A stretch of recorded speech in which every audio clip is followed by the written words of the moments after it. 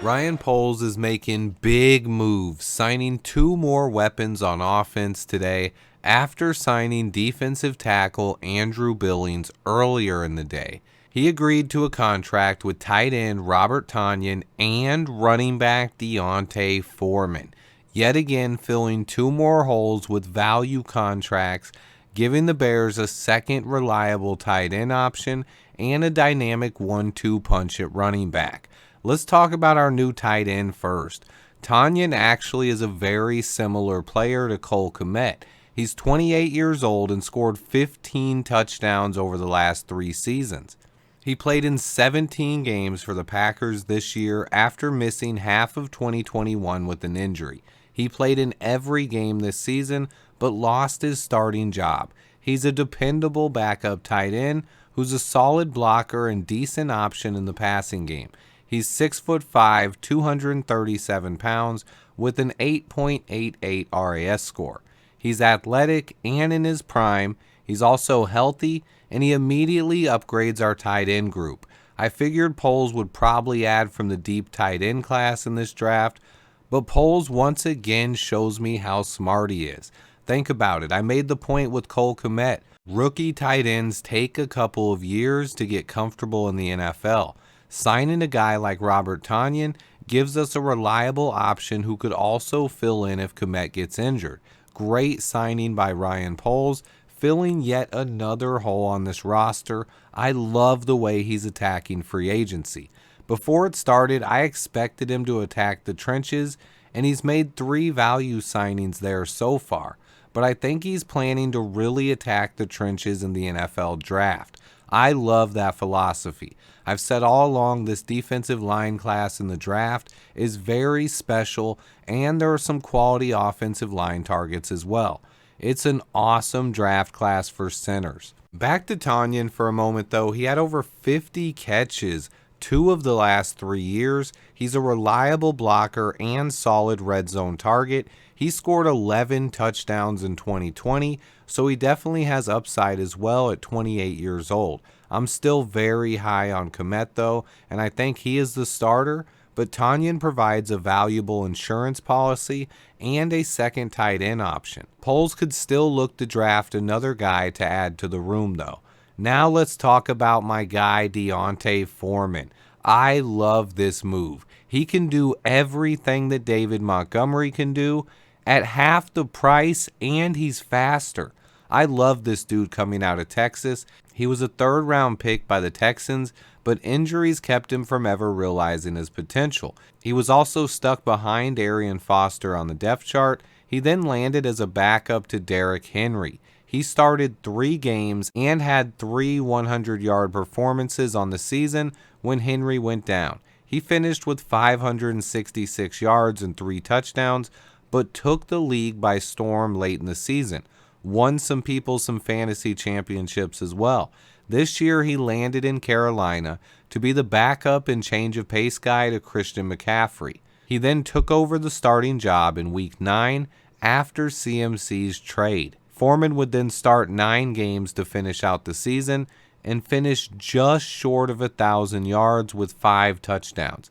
He's a powerful runner who always keeps his legs churning, and he's pretty athletic for how big he is. He's a 6'1", 236-pound back who scored a 7.83 on the RAS and ran a 4.46 40.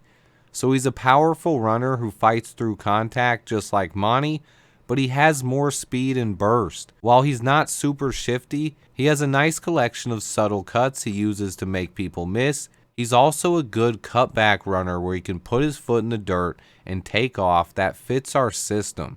He also runs through arm tackles and bulldozes over smaller defenders. He's a north-south runner who's powerful and physically imposing. He never stops moving his legs, and he's good in short yardage and goal line situations. He ran for 2,028 yards his junior season at Texas when he led the nation. He then went pro. He's now only 26 years old and has very low mileage on his tires. In his 3 seasons at Texas and his 5 seasons in the NFL, he's only carried the ball more than 200 times twice. Once his junior season when he ran for 2,000 plus yards, and the other time was this year in 2022 after taking over for CMC. He finished with just over 200 carries. He got 203 total on the year. So he's healthy, fresh, and regaining the form that led him to be a high draft pick. He's a very talented and hungry player, and he completes our running back room. He will form an awesome 1-2 punch with Khalil Herbert. Travis Homer should serve as the third down back. This is bad news for Treston Ebner, who now becomes a long shot to stick around. His odds get even worse if Poles drafts another back, which I won't rule out yet with both Homer and Foreman on very cheap deals. Also, Daniel Greenberg reports Foreman chose the Bears over the Bills and Giants, who also offered him contracts. He's another guy who wants to be here. I love it. One other point I want to talk about that I didn't even consider, DJ Moore mentioned it today during an interview. When asked about PJ Walker, he said coming over to a new city and a new team and not knowing anyone can be really difficult. Having a friend and former teammate here makes it easier on him. Now with Foreman, he has 2 former teammates on offense with him. It should make DJ Moore a lot more comfortable. He also gets to work with Justin Fields and his teammates for 6 full months before playing a game. Think about Chase Claypool for a second. He got traded mid-season. He did have a couple of former college teammates on the roster, but getting traded mid-season is pure chaos.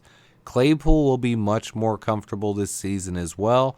Don't write him off yet. I will do an updated depth chart later this week. I have a feeling Poles still has some more moves to come soon. He's been busy, but he's far from done.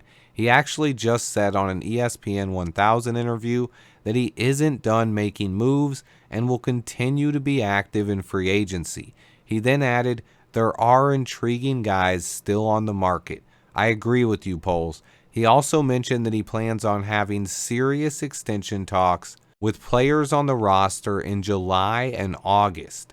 I expect Cole Kmet to be a main target there. Other options are Jalen Johnson, Chase Claypool, and Darnell Mooney, so don't expect any contract extensions until July at least. Poles is way too focused on improving this roster via free agency and the draft. He knows this is the most important offseason in Bears history. He understands that. We are now only 4 days into free agency, and Ryan Poles has signed 8 players and traded for a 9th. He added Tremaine Edmonds, TJ Edwards, DeMarcus Walker, and Andrew Billings for the defense, significantly improving our front 7. On the offensive side of the ball, he's added Nate Davis, Deontay Foreman, Robert Tonyan, and PJ Walker. That's 8 free agents I have to break down. Holy cow, slow down, Polsey. Just kidding. Don't stop, Ryan. On top of that, he added DJ Moore, a first-round pick, and 2 second-rounders. This roster has improved tremendously in just the last week. I'm still processing all the moves, and will have updated needs for the draft out sometime next week. I have so much All-22 tape to watch, and I have so many videos in the works, but Poles keeps signing new players and interrupting my other stuff.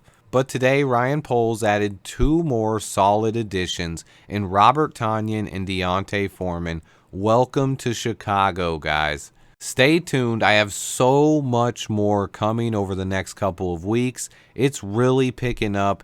There's been nothing but Bears news coming out all the time. It's crazy time right now. We have pro days next week. Free agency is still going. And then we have the draft next month. Buckle up, guys. Remember to hit that like button. And until next time, bear down.